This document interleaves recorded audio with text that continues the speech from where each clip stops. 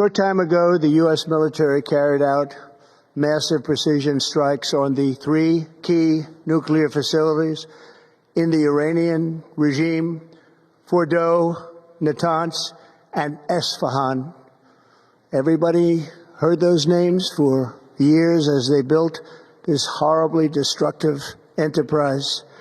Our objective was the destruction of Iran's nuclear enrichment capacity and a stop to the nuclear threat posed by the world's #1 state sponsor of terror. Tonight, I can report to the world that the strikes were a spectacular military success.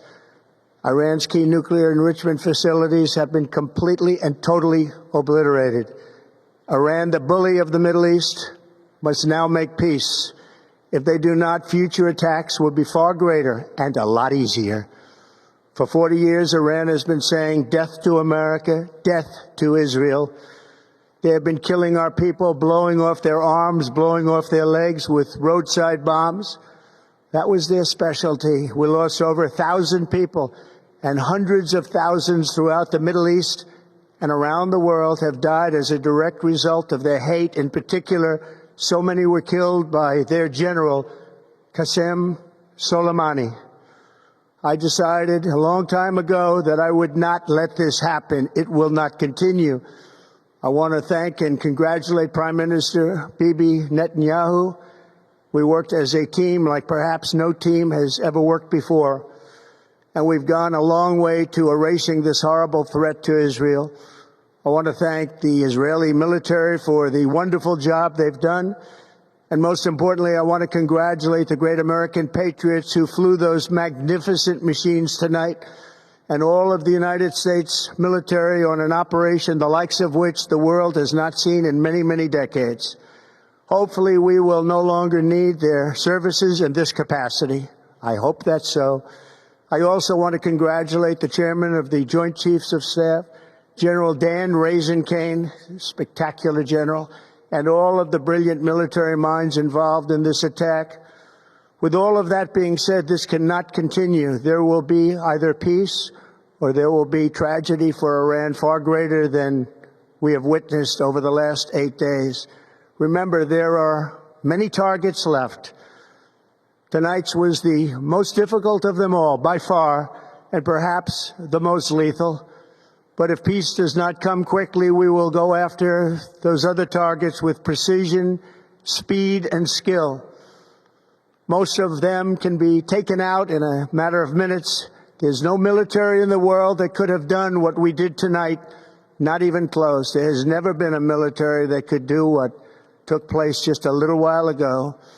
Tomorrow, General Kane, Secretary of Defense, Pete Hegseth will have a press conference at 8 a.m. at the Pentagon, and I want to just thank everybody, and in particular, God. I want to just say we love you, God, and we love our great military. Protect them. God bless the Middle East. God bless Israel, and God bless America. Thank you very much. Thank you. Breaking news now. The United States has gotten involved in the conflict between Israel and Iran. President Trump says the U.S. military struck 3 sites in Iran, directly joining Israel's effort to decapitate the country's nuclear program. Trump posted on social media a little bit before 5 o'clock today, "We have completed our very successful attack," he says, on 3 nuclear sites in Iran, adding all planes are now outside of Iran airspace. Now is the time for peace. The president plans to address the nation at 7 p.m. our time. Last night, the U.S. military moved multiple B-2 bombers from an Air Force base in Missouri. Meanwhile, more airstrikes were exchanged between Israel and Iran overnight. Reed Binion has the very latest. As the Israel-Iran conflict extends into its second week, the two sides exchanged fresh strikes overnight Friday into Saturday. Israel targeted Iran's largest nuclear research complex, according to an Iranian official, while Israel said it killed 2 commanders of an elite branch of Iran's Islamic Revolutionary Guard Corps. Israel's military also said 2 Iranian drones managed to get past Israel's air defenses, a rare event, striking sites in the north and south. Meanwhile, President Trump says the clock is ticking on a possible diplomatic solution before he decides on U.S. involvement.